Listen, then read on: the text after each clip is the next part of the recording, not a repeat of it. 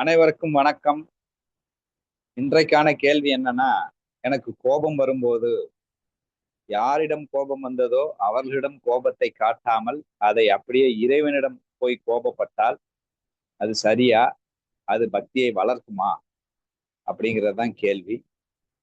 அது சரி, அதுதான் பக்தி அப்படிங்கிறது தான் என்னுடைய ஆன்சர்.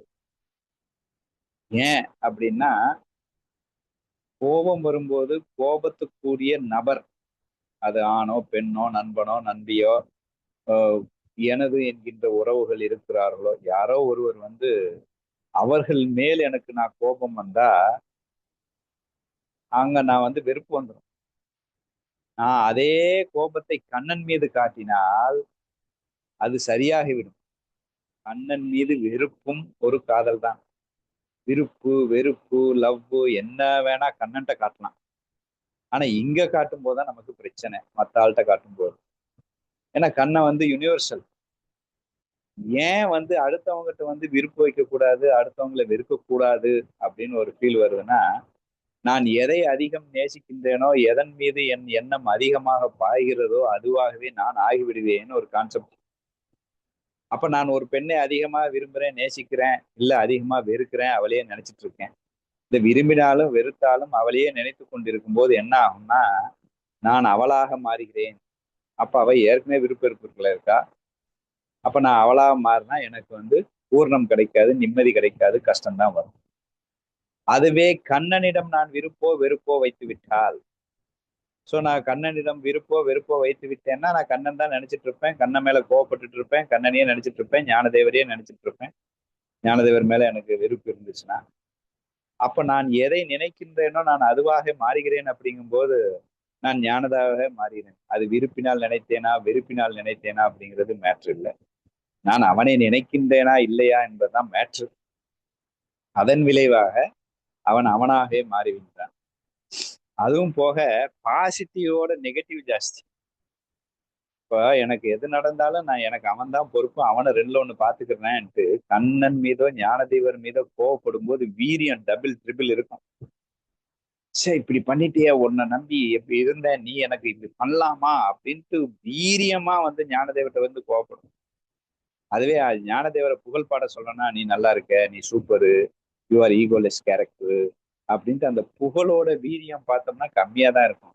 நெகட்டிவ்னா ஆழ்ந்த ஆழ்ந்த உணர்வு பூர்வமாக இருக்கும், எண்ணத்துல இருக்காது. உணர்வாகி உடம்பெல்லாம் நடுங்கி கோவத்துல நம்ம திட்டுவோம். அப்போ உணர்வு அப்படியே எங்கே செல்லுகிறது? ஆழமான உணர்வு ஞானதேவனிடமோ கண்ணனிடமோ இறைவனிடமோ செல்லும் போது அந்த உணர்வு பெனிஃபிட்டா தான் இருக்கும். ஏன்னா அது அந்த உணர்வு யாரிடம் செல்லுகிறதோ அந்த கேரக்டர் எனக்கு வரும்போது அதுக்கு மிகப்பெரிய பெனிஃபிட் எனக்கு. ஸோ அதனால வந்து கோவப்படுவது சரி. இதனாலதான் வந்து நெகட்டிவ்ல வீரியம் ஜாஸ்தி அப்படிங்கிறதுக்காக தான் துவாரபாலர்கள் 2 பேர் இருந்தாங்க. அந்த சனத்குமாரர்கள் நாராயணனை பார்க்க வரும்போது அவங்க உடலை அப்படின்னு சொன்ன உடனே நீ பூலோகத்துக்கு போ அப்படின்னு சாபம் வச்சிடறான். அந்த அந்த துவாரபாலர்கள் நாராயணனை போய், ஐயோ உங்களை பிரிந்து நாங்கள் எப்படி பூலோகத்துக்கு போவோம், இப்படி சாபம் வந்து விட்டதே, அது ஏதேனும் விமோசனம் இருக்கிறதா என்று கேட்க ஒரு விமோசனம் சொல்றாரு. ஒரு 18 ஒரு விமோசனத்தை சொல்றார் நாராயணன். ஒரு 18 பிறவி என்னை புகழ்பாடி கொண்டே இருந்து என்னை அடையுங்கள், இல்லை என் மீது பகை செலுத்தி வெறுப்பு பாராட்டி நீ வந்து வைகுண்டத்துக்கு வந்துடலாம் அப்படின்னு ஒரு ஃபீலை சொல்றாங்க. அப்ப என்ன அர்த்தம்? ஆனா அவங்க துவாரபாலர் ரொம்ப தெளிவா இருந்தான். 3 பிறவி போதும், எதுக்கு வந்து 18 பிறவி, உங்களை பிரிஞ்சுலாம் 18 பிறவி என்னால இருக்க முடியாதுங்க, நான் 3 பிறவி போதும் முடிவு பண்ணி தான் வந்தாங்க. அதெல்லாம் இரண்யாட்சன் இரண்யாஸ்பு, ராவணன் கும்பகர்ணன், சிசுபாலன் கம்சன் அப்படின்னு 3 பிறவி.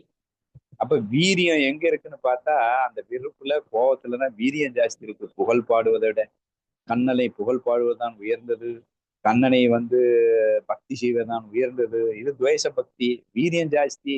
பக்தினா என்ன? உணர்வு. உணர்வு எங்க இருக்கு? அதுவா நான் ஆக போறேன். நெகட்டிவ்ல உணர்வு ஜாஸ்தி. ஸோ அந்த உணர்வு வந்து அங்க போய் விழும்போது எளிதாக நான் அவனாக மாற்றப்படுகிறேன் அப்படிங்கிற ஒரு ஃபீல் வருது. ஸோ அப்படி பார்க்கும்போது கண்டிப்பாக வந்து அந்த கோபம்லாம் படக்கூடாது அப்படின்னு சொல்லக்கூடாது. ஸோ எந்த உணர்வாக இருந்தாலும் அவன் ஞாபகம் வருகிறது அல்லவா? அவனை திட்டுகிறேன் அல்லவா? எப்போதும் நான் அவனை சிந்தித்துக் கொண்டிருக்கிறேன். கோபம் வரும்போது பொதுவா என்ன பண்ணுவான்? கண்ணனை மறந்துடுவான். கோபம் வரும்போது இறைவனை மறந்துடுவான். அதே மாதிரி மோகமோ விருப்போ வரும்போது இறைவனை மறந்துடுவான். ஆனா என்னால் அவனை நினைக்க முடிகிறது. அப்போ கோபம் வரும்போதும் அவனை நான் திட்டுகிறேன், அவன் ஞாபகம் எனக்கு இருக்குது அப்படின்னா அது எவ்வளவு பெரிய விஷயம் அது. சோ அப்ப அதன் விளைவாக நான் அவனுடைய தன்மைக்கு அல்லவா நான் செல்ல வேண்டியது இருக்கிறது. அப்படித்தானே சிசுபாலனும் கம்சனும் போனாங்க. இது ஞானதேவரே சொல்லியிருக்கிறார் இல்லையா? சோ என்னை அடைய வேண்டும் என்பதற்காக இதுதான் வழின்னு இல்லை. எந்த வழி என்றாலும் என்னை அடையலாம். துவேஷத்தால் துவேஷத்தால் கம்சனும், பகையினால் சிசுபாலனும் என்னை அடையவில்லையா? இல்ல காமத்தால் கோபிகள் என்னை அடையவில்லையா? அப்ப எப்படி வேணா நீ என்னை அடையலாம். ஒரே கண்டிஷன், உன் உணர்வு அனைத்திலும் நான் இருக்க வேண்டும். அது விருப்பு உணர்வா, வெறுப்பு உணர்வா, லவ் உணர்வா, காம உணர்வா, பகை உணர்வா, பொறாமை உணர்வா, உணர்வு மொத்தம் என்னிடம் இருக்க வேண்டும்.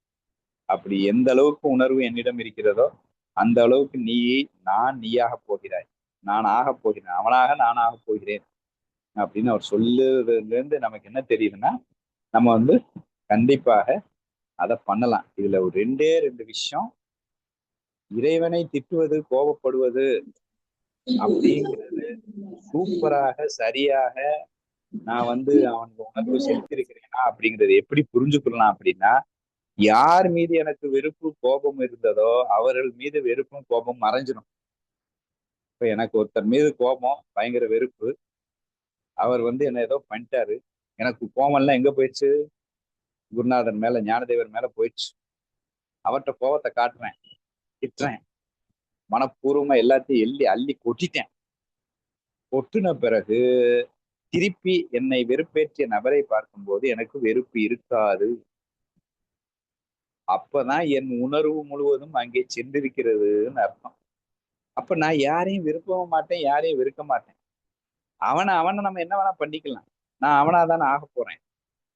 அப்படிங்கும்போது ஆட்டோமேட்டிக்கா அவர் மீது எனக்கு வெறுப்பு போயிடும். அதே மாதிரி விருப்பு வந்தாலும் அவன் மீது நன்றி உணர்வு செல்லுகிறது, வெறுப்பு வந்தாலும் அவன் மீது செல்லுகிறது. அப்படின்னு வரும்போது உணர்வு மொத்தம் அங்கே இருக்கும்படி பார்த்துட்டோம்னா, இங்க விருப்பும் வெறுப்பும் இல்லாமல் உலகத்துல எல்லா விஷயத்திலும் இருக்கும் பட்சத்துல நான் சரியாக வெறுப்பை அங்கே காட்டியிருக்கிறேன்னு அர்த்தம்.